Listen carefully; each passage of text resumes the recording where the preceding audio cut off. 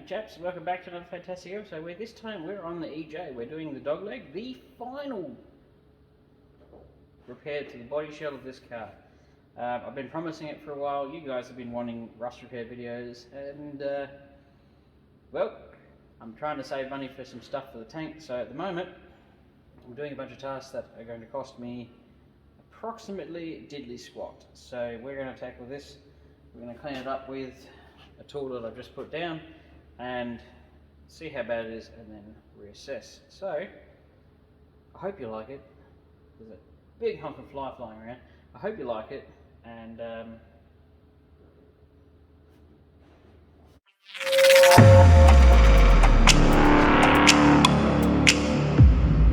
alrighty, so I'm back on my phone today because I had my good camera, had it all charged up and forgot the memory card. So anyway, I'm going to use a clean and strip disc on a, what to be perfectly honest is a bolt with a reverse thread and a nut at either end, just an attachment, and we're going to clean up all of this just to reveal how bad it is. It's not that bad. This is actually quite a good one.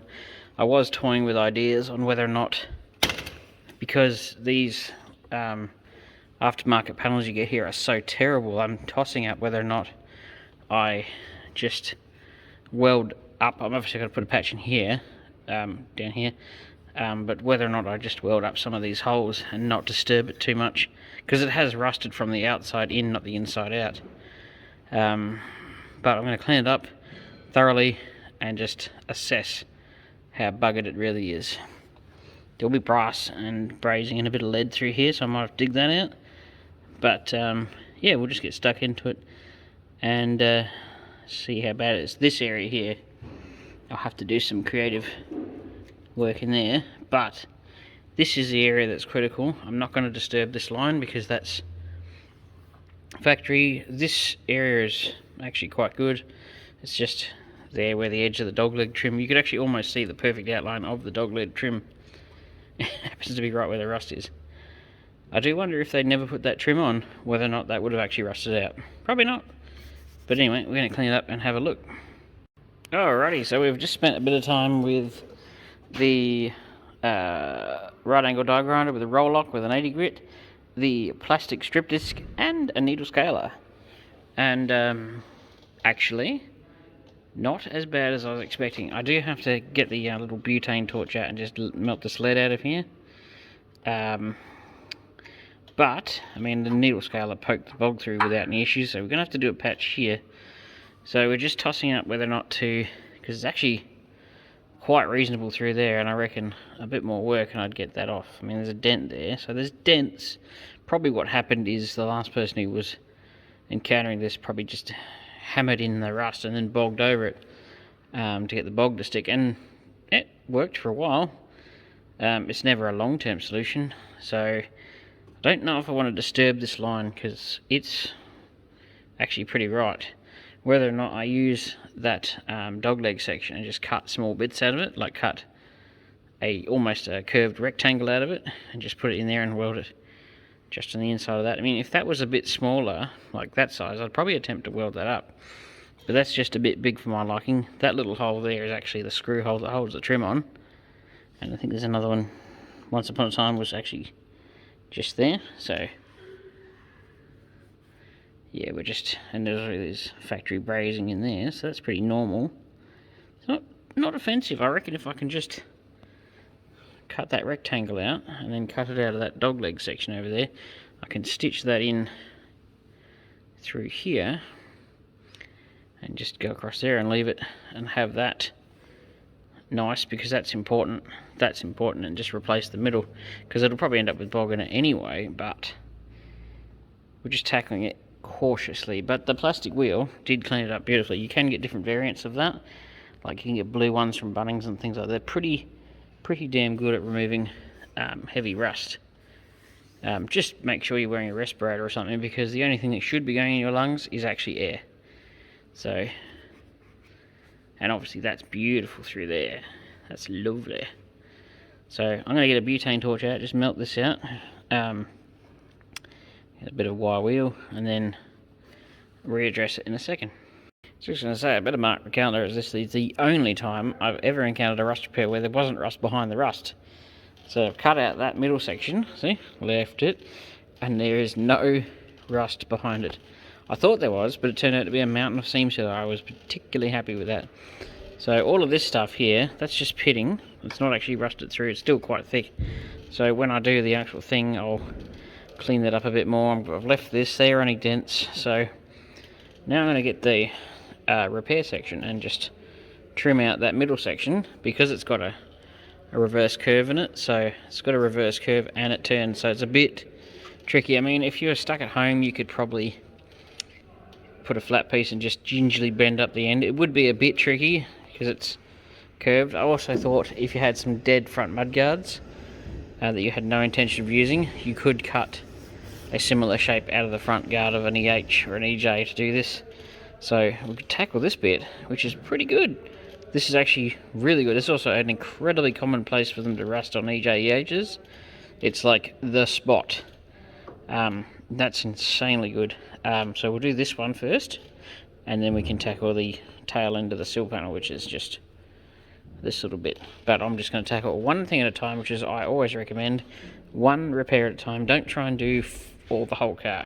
Alrighty, so I have trimmed out the only piece that I want from that whole dogleg section, and it's this sliver through the middle. And it's funny, I've cut that on the lines, and you put that up to there, and it is nowhere near the same angle. I don't know who made it, but, and I don't like being critical, but they really do need to go back and make them again, and from scratch, and just start with a good dog leg, and just reshape them, because they're not even close. Like, it sort of fits at the bottom, but yeah, you can just get the gist of it. It's just, so I'm going to have to trim this to fit and trim it down a bit more, because I actually want to keep as much of the original as possible. But it does have, hard to see, but it does have that reverse curve in it and a bend, so that'll be useful, and it should solve the dog leg. This should be fairly straightforward. I've just got to make a, well, I guess probably 10mm, 15mm wide piece that curves around, and I'm just going to use that as the outer, and then I should be able to make just a flat piece that bends up at the end, because it just goes along and then just zoop at the end. Hell, I may even be able to use a little bit of the top of this, because it also bends up at the end. I'll be creative, and I'm just trying to throw ideas out there. I mean, there's about a million different ways to do rust repairs, because some people consider bogging them up for rust repairs too, but I don't. So I'll clean that up a bit more, treat it, and I'll trim that down and potentially start tacking that in, and that'll be that piece done, and then we can tackle this piece. Whether or not I run out of time, we'll just have to play it by ear. But I hope you're enjoying rust repair videos again. Alrighty, so some time has passed, not a lot though, it didn't take that long.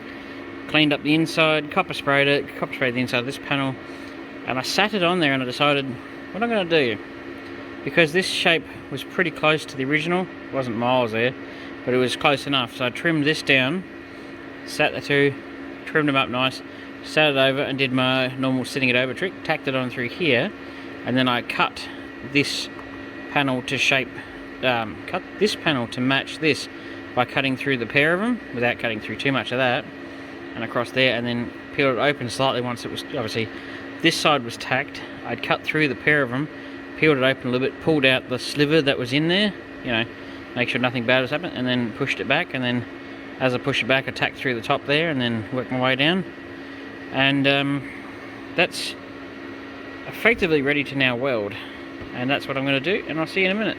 Alrighty, that's the welding done, technically speaking. I'm not going to go too nuts through here just yet until I've done the bottom, and then when I do it, I'll finish it up. I'll probably re-braze through there, because, you know, I'm a bit crazy like that. But superficially welded in. Now, I didn't worry about these dents, because they're just dents, they're not rust, and I can bog them up, because obviously there's going to be some filler put through here. But more or less I didn't use much of that dogleg section, and to be perfectly honest, they're so subpar that I would recommend using as little of them as possible. However, I will say that that midsection was very useful because of its reverse curve and the fact that it went around the corner. So if yours isn't as bad and it's like mine where it's not too bad, I mean, I have seen some where it's just gone, so at that point in time you might have to use more, but I would say use as little as possible. But now we just see, I've still got my original edge there and I've still got my original edge there, so I just sand in through there, tidy that up and go down there, and then that's the dogleg done. I'm a bit unsure whether or not I'm going to have enough time today to do that, but we'll play it by ear. But I'm just going to clean this up now, and that'll effectively be the dogleg done, and then it's just the bottom of the sill panel, or the tail end of the sill panel. Alrighty, not too shabby. A little bit of an issue there, but I'm not going to write home about that one. But this here cleaned up beautifully. Across here mostly, around here pretty good. I'm actually going to call that pretty damn good, actually. Obviously this curve in this panel wasn't quite as abrasive, or not abrasive, not quite as much as the original, because obviously it's slightly different there, but a little bit of filler. It's not going to bother it too much, but all in all, I think that's okay. I don't think I'm going to tackle this one in this video. I just don't think I've got enough time, but I'll save that for next week, I reckon. And what we're going to do is I'll just weld up that little guy, just check that I haven't got any extra little pinholes anywhere.